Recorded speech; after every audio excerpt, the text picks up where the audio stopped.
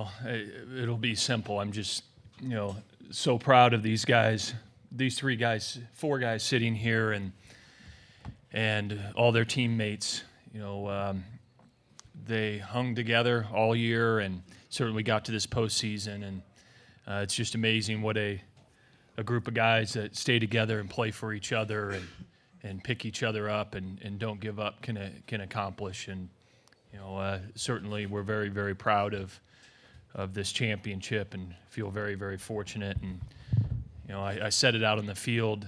Vanderbilt's all class. Their team sat in that dugout for the entire presentation, and that's certainly a classy program, and they do it right. And we just feel fortunate that we found a way, and Kenny Town stepped up, and Waddell and Kirby and Smith, and so many different guys playing great defense. And certainly this is a championship that our first, and one that these guys will never forget.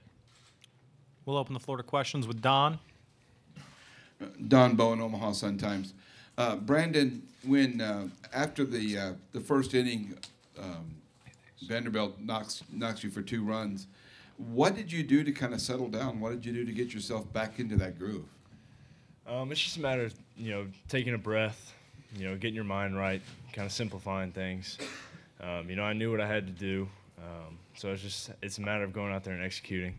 So I got focused back on those things. I knew 2-0 wasn't going to be the final score. I knew our offense was going to score, and they're going to put up some runs. So at that point, it's a matter of trying to keep them to 2, keeping our team in the ballgame as long as I could.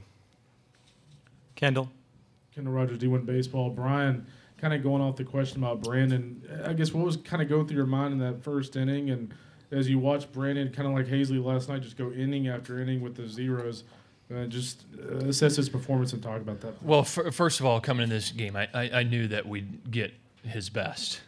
How he's pitched in this championship 2 years in a row is pretty special and doesn't really happen. And so I knew he was going to give us everything he had.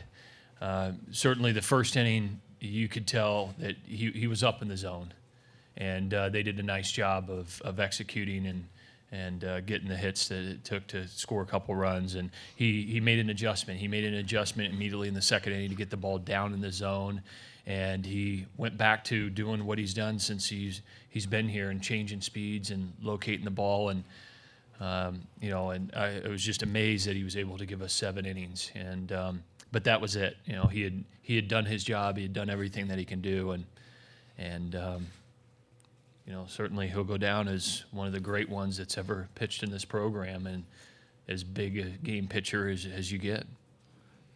Jeff. Jeff White, VirginiaSports.com. Kenny, what was the effect in the dugout on the team of Pavin's home run? To go from down 2-0 to suddenly tied. Just him with that big swing. It gets a lot of energy in the dugout too. You tie the ball game up and you get some momentum. We got some other guys on base that inning. We didn't score again, but it just kind of got the team up, got our spirits up a little bit, and we were able to put some good quality innings together after that. Aaron Fit with D1 Baseball. Nathan, it seemed like they had a lot of trouble with your slider here today. What was different for you today versus a couple of days ago? Did you feel like you had a lot better feel for that pitch in particular? A couple of days ago, I felt like I was learning to ride a bike again, especially being out here in front of as big a crowd as we had, and as great a team as Florida was. But tonight, it's starting and coming in relief for 2 different things, and I knew that this was the last 6 outs of the season, and I was going to go out and give it everything I had. Greg. Greg Eklund, and this is for NPR, for Brian. Can you put into perspective what teams like North Carolina, Georgia Tech, all ACC schools that tried to win this championship, but for the first time in 60 years, Virginia has done it in the ACC? Well, I knew that question was coming, certainly, because a lot's been made of it. And it's amazing the text messages I received over the last couple of days from other coaches in our league, rooting us on. But it was we've never discussed in our program about one league against another, or us trying to so-called as a league getting over this hump and winning a national championship.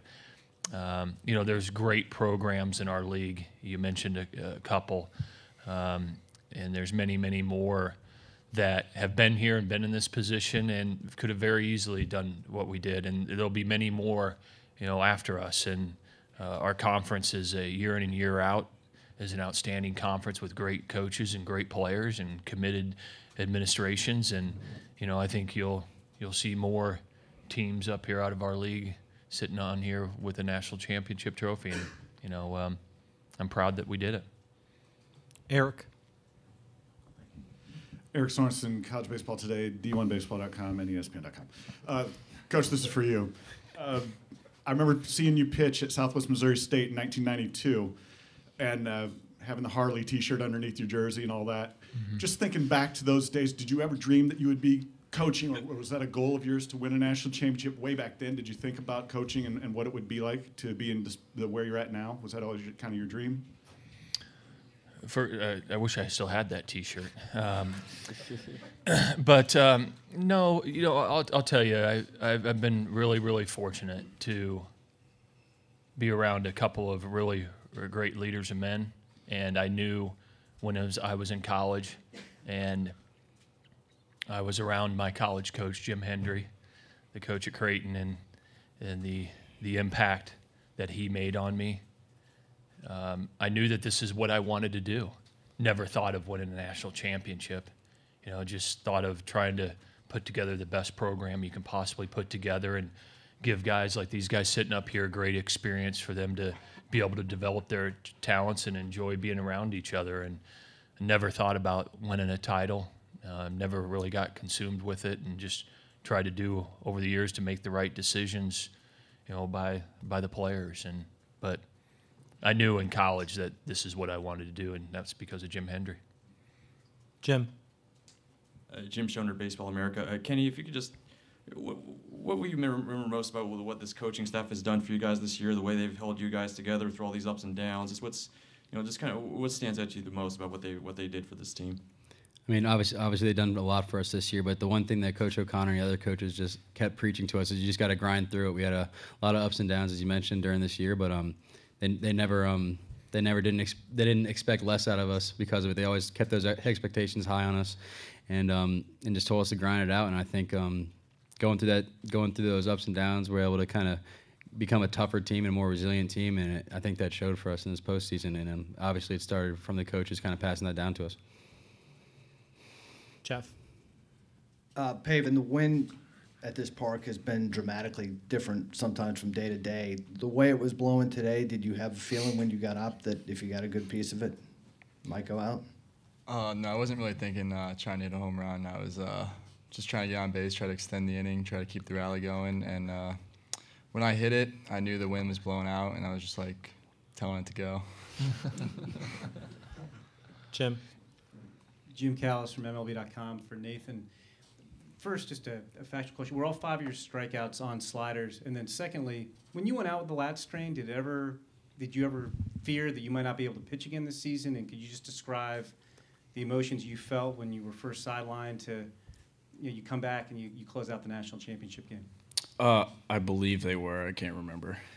It went really quickly, but when I came out that game, I didn't think it was going to be serious because I turned around and I was still throwing strikes and still throwing my normal speed. But the doc came back and said it would be 6 to 8 weeks, and I talked to the coaches and to the trainer, and they were all very supportive. But it is what it is. It's baseball. It's what we sign up for. But if they told me that if we were here and 6 to 8 weeks later that I would have a chance, and I told them I'd be ready. We'll take 3 more questions, starting with Jeff. Brian, I remember talking to you after Brian Boland won his first NCAA championship, and you said that you had felt it would happen for him eventually, and you had told him that. Did you feel the same thing for yourself, that if you kept knocking and getting back to Omaha, that eventually you would break through? Well, Jeff, we've talked a lot as coaches in this program to the players, amongst all of us, about consistency. give yourself a chance every year to play in the NCAA tournament. And if you do that every year, then you got a chance to move forward and things. I remember those conversations that our tennis coach, Brian Bullen, and I had. We were next door neighbors, and, actually learned a lot from him, getting to the national championship and not winning it, and then, finding a way. And so, those conversations to me personally were very valuable, and I think those lessons that you learn as a coach, you are able to mold how you're going to handle your team when you get to this situation. And these guys couldn't have handled it better. Aaron. Aaron Fitt, D1 Baseball. For the players who were here last year, when you think back to sitting in that dugout and watching Vanderbilt celebrate on the field in front of you and kind of contrast it to where you are right now, does it make it sweeter, do you think? Brandon, can you begin for us? I can picture, that exact thing happening, and I pictured it for a while after it did happen. It's something that's tough, and it takes a while to get over. But at some point, you got to go back to work. You got to kind of delete it, take the experience and the lessons learned, and go out and try and get back to next year. So we worked really hard in the off season. We tried basically everything, came together as a team. And to have the opportunity to get back, I'm not going to say it makes it sweeter, but it's just what the other side is like. So it's just a matter of going out there and trying to flip that around and using that experience and the lessons you learned to be successful in the same stage. Nathan, anything to add? I think last year it was sad to see the guys that had put 3 years and 4 years before us go. And I think the thing that was really gratifying to me was knowing that we were playing not only for the the guys on the team and the coaching staff and the fans, but for everyone that's walked between the lines before us in this program. And I think that was probably the most gratifying thing, is knowing that all our hard work and all their hard work has paid off, because they've passed down a lot of what we've learned and a lot of what the experiences the coaches have had and gone through have taught us. So I think that was probably the most gratifying thing. Kenny? I don't think anything can make a national title sweeter, but it was just nice to be able to get done with this group of guys. Obviously, there's been a lot of guys who've been in this. Last year, guys were in this position to win a national championship, and it didn't go our way. But just being able to get another crack at it this year, and it just kind of coincidence it happened to be against Vanderbilt. But it's just incredible to be able to get it done this year. And our final question from Don. Coach, Don Bowen, Omaha Sun-Times. Going into the regional tournament as a lower seed, how did you get your team kind of motivated, and did you imagine yourself being at the College World Series and get a back-to-back championship, a back-to-back title match with Vanderbilt? No, but I've never thought that way. I've never tried to predict the future and coach your team by predicting the future. I and the other coaches know what these guys that wear our uniform are made of.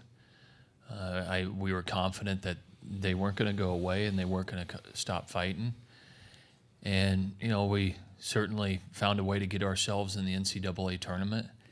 And, we talked a lot about it as a team, about, just having the opportunity to compete again. They earned this right, and just tried to simplify it as much as possible. Because I think if you think about it, a big thing like trying to get to Omaha and trying to win a national championship, it's just way too much. This game is just incredibly hard to play, and if you put those kind of pressures on you, it's tough. And hey, not many people thought that this could happen. I think my brother told me this afternoon the odds in Vegas today were at 310 to 1 that we'd win this thing. So, I don't know. I'm just proud of these guys that they just hung in there, and it's an unbelievable example to people that if you stay together as a group, if you got a group of guys that work hard and a group of guys that really love each other and care about each other and are passionate about what they're trying to accomplish and just fight and won't go away. Certainly you need some breaks, and we had breaks in Omaha. But I'm proud of them and couldn't have forecasted it, but we're darn glad we're sitting up here with this trophy. On behalf of the NCAA, I'd like to congratulate Virginia winning the 2015 College World Series. Thank the student athletes as well as Coach O'Connor for joining us. For individual interviews, please coordinate with Andrew outside the room.